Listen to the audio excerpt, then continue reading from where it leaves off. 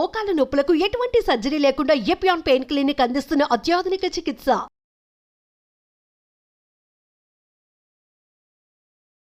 Hello viewers, I'm doctor Mohan Vamsi, chief surgical oncologist, Omega hospitals, Gachibowli, Hyderabad. ఇవాళ మీ అందరితో కూడా బ్రెస్ట్ క్యాన్సర్ గురించి డిస్కస్ చేయాలనుకుంటున్నాను. భారతదేశంలో బ్రెస్ట్ క్యాన్సర్ బారిన పడేవారి సంఖ్య రోజు రోజుకి పెరుగుతోంది.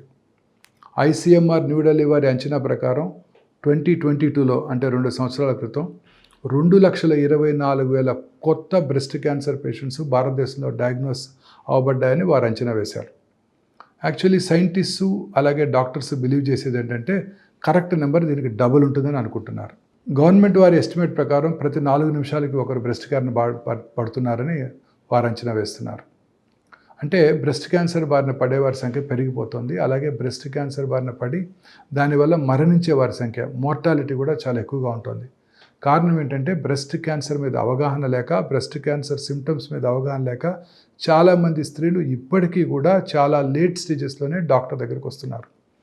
అందుకని మనందరం కూడా బ్రెస్ట్ క్యాన్సర్ వార్నింగ్ సిగ్నల్స్ మీద అవగాహన పెంచుకున్నట్టయితే వారికిగా వారు ఆ సిమ్టమ్స్ ఉన్నప్పుడు దగ్గరలో ఉన్న వారి ఆంకాలజీ డాక్టర్ని కనుక కలిసినట్టయితే క్యాన్సర్ని ముందుగా గుర్తించవచ్చు. బ్రెస్ట్ క్యాన్సర్ ముఖ్యమైన వార్నింగ్ సిగ్నల్స్ ఏంటంటే బ్రెస్ట్లో ఒక గడ్డలాగా కనబడటం.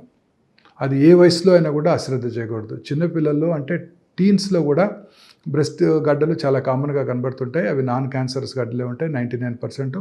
అయినప్పటికీ కూడా ఇప్పటికీ నేను చాలామంది టీన్స్లో కూడా బ్రెస్ట్ క్యాన్సర్ చూడటం జరిగింది. బ్రెస్ట్లో గడ్డ ఉన్నప్పుడు ఖచ్చితంగా వారి ఫ్యామిలీ ఫిజిషియన్కో, వారి దగ్గరలో ఉన్న జనరల్ సర్జన్కో, ఆంకాలజిస్ట్కో చూపించుకోవటం చాలా ఇంపార్టెంట్. గడ్డను ఎప్పుడు కూడా అశ్రద్ధ చేయకూడదు. పెయిన్ఫుల్ గడ్డ కానివ్వండి, పెయిన్లెస్ గడ్డ కానివ్వండి. చాలాసార్లు పెయిన్లెస్ గడ్డలను అందరూ అశ్రద్ధ చేస్తుంటారు. అందుకని అవి పెరిగిపోయి లేట్ స్టేజెస్లోనే డయాగ్నోస్ చేయబడుతుంటాయి. అలాగే బ్రెస్ట్ యొక్క సైజులో కానీ, షేప్లో కానీ మార్పు రావటం. నిప్పుల్ అండ్ ఏరియా కాంప్లెక్సెస్ ఒకే లెవెల్లో లేకుండా ఒకటి పైకి కానీ కిందకి కానీ లాగబడి ఉండటం. బ్రెస్ట్ యొక్క స్కిన్ మీద ముడతలు పడినట్టు ఉండటం, స్కిన్ మీద నరాలు ఉబ్బినట్టు ఉండటం, స్కిన్ కొంచెం మందంగా మారటం, స్కిన్ మీద పక్కరింగ రావటం, నిప్పుల్ ఏరియోలా కాంప్లెక్స్లో అల్సరేషన్ రావటం, నిప్పుల నుంచి బ్లడ్ బ్రౌన్ లేదా బ్లాకిష్ డిశ్చార్జ్ రావటం, అలాగే చంకలో గడ్డలు ఏర్పడటం. ఈ సిమ్టమ్స్ కనుక ఎవరికైనా ఉన్నట్టయితే ఎప్పుడు కూడా అశ్రద్ధ చేయకుండా వారి దగ్గరలో ఉన్న వారి ఫ్యామిలీ ఫిజిషియన్ని కలవటం చాలా ఇంపార్టెంట్. ఇవి కాక ముందుగా మనము అంటే ప్రతి స్త్రీ వారికిగా వారు బ్రెస్ట్ క్యాన్సర్ మీద అవగాహన పెంచుకున్నట్టయితే, అంటే బ్రెస్ట్ ఎగ్జామినేషన్ మీద కూడా అవగాహన పెంచుకున్నట్టయితే ఇలాంటి చిన్న చిన్న మార్పుల్ని చాలా ఈజీగా గుర్తించి వారి ఫ్యామిలీ ఫిజిషియన్ నోటీస్కి తీసుకువెళ్ళడానికి అవకాశం ఉంటుంది. సో అందుకే వారికిగా వారు సెల్ఫ్ ఎగ్జామినేషన్ చేసుకోవాల్సి ఉంటుంది. వారికిగా వారు పరీక్షించుకోవాల్సి ఉంటుంది.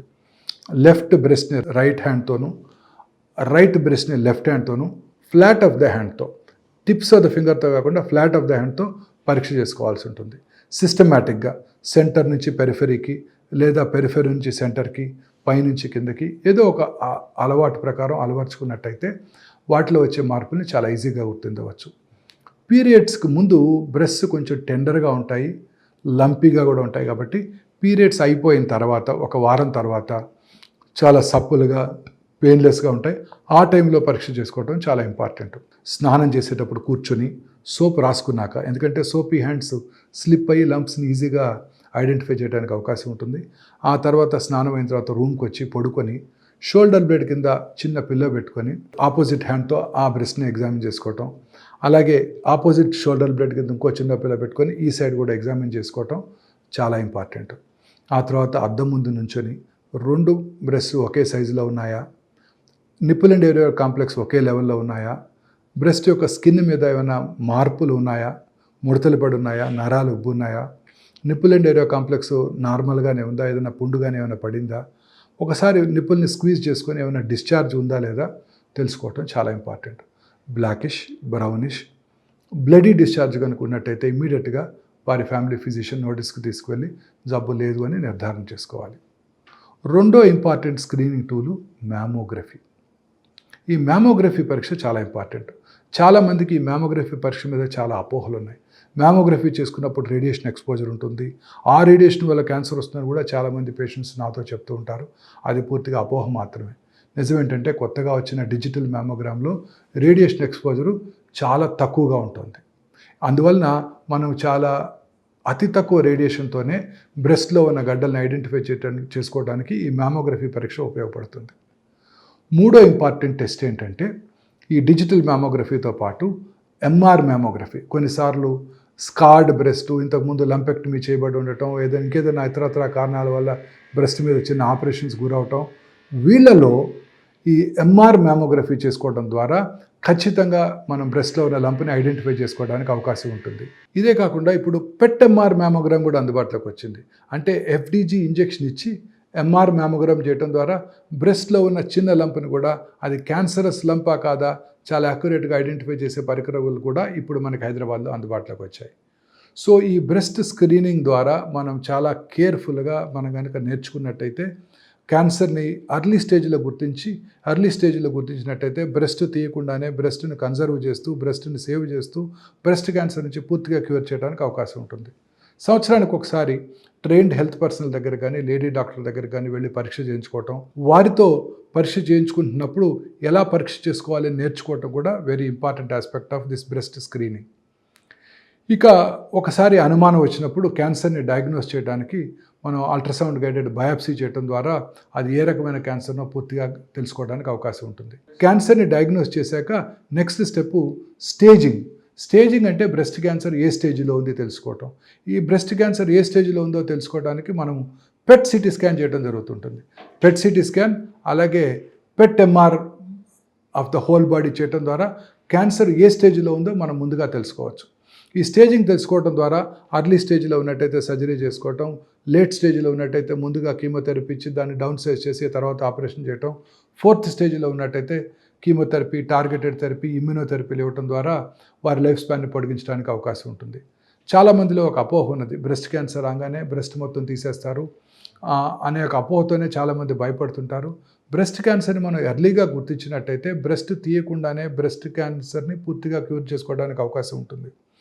అలాగే ఇప్పుడు వచ్చిన ఆంకోప్లాస్టిక్ బ్రెస్ట్ సర్జరీ ద్వారా బ్రెస్ట్ సర్జరీ చేస్తున్నప్పుడు ప్లాస్టిక్ సర్జరీ టెంప్లెట్స్ వాడటం ద్వారా at the same time oncological ప్రిన్సిపల్స్ని ఫాలో అవుతూ ప్లాస్టిక్ సర్జరీ ప్రిన్సిపల్ని వాడటం ద్వారా మనం బ్రెస్ట్ క్యాన్సర్ పేషెంట్స్కి ఆపోజిట్ సైడ్ బ్రెస్ట్ ఎలా ఉందో అలానే సేమ్ సైజు సేమ్ షేప్లో ఇచ్చే అవకాశం కూడా ఉంది. దీనిని ఆంకోప్లాస్టిక్ బ్రెస్ట్ సర్జరీ అంటారు.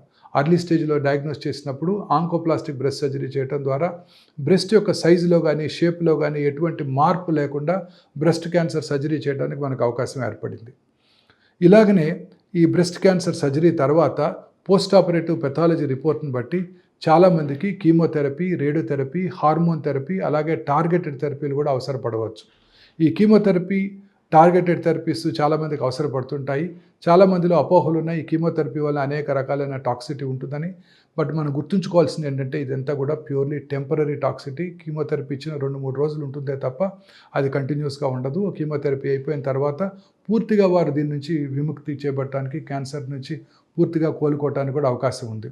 ఈ టార్గెటెడ్ థెరపీలు, ఇమ్యూనోథెరపీలు ఈ మధ్యకాలంలో విరివిగా వాడుతున్నారు. HER2 టార్గెటెడ్ థెరపీసు, ట్రాస్టుజిమాబు, పర్టుజిమాబు ఇవన్నీ కూడా చాలా కామన్గా ప్రీ ఆపరేటివ్ సెట్టింగ్లో వాడటం ద్వారా లేట్ స్టేజ్ బ్రెస్ట్ క్యాన్సర్ పేషెంట్స్లోను, అగ్రెసివ్ బ్రెస్ట్ క్యాన్సర్ పేషెంట్స్లోను సిగ్నిఫికెంట్గా వారి లైఫ్ని పొడిగించడానికి ఇప్పుడు అవకాశం ఏర్పడింది. ఒక special entity triple negative breast cancer అంటారు. ఇవి చాలా అగ్రెసివ్గా ఉంటాయి. ఈ ట్రిపుల్-నెగటివ్ బ్రెస్ట్ క్యాన్సర్ పేషెంట్స్ అందరికీ కూడా ముందుగా కీమోథెరపీతో పాటు ఇమ్యూనోథెరపీ కూడా ఇవ్వటం ద్వారా వారికి కూడా సిగ్నిఫికెంట్గా వారి లైఫ్ స్పాన్ పెంచడానికి, క్యూర్ చేయడానికి కూడా అవకాశం ఏర్పడింది. కొన్ని రకాల జెనెటిక్ మ్యుటేషన్స్ ఉన్నప్పుడు బ్రెస్ట్ క్యాన్సర్ని మనం ప్రివెంట్ చేసుకోవడానికి కూడా అవకాశం ఉంది. BRCA1, BRCA2 మ్యుటేషన్స్ అంటారు. సింపుల్ బ్లడ్ టెస్ట్ చేసుకోవడం ద్వారా ఆ మ్యుటేషను ప్రతి స్త్రీకి ఉన్నది లేనిది ముందుగా తెలుసుకోవచ్చు.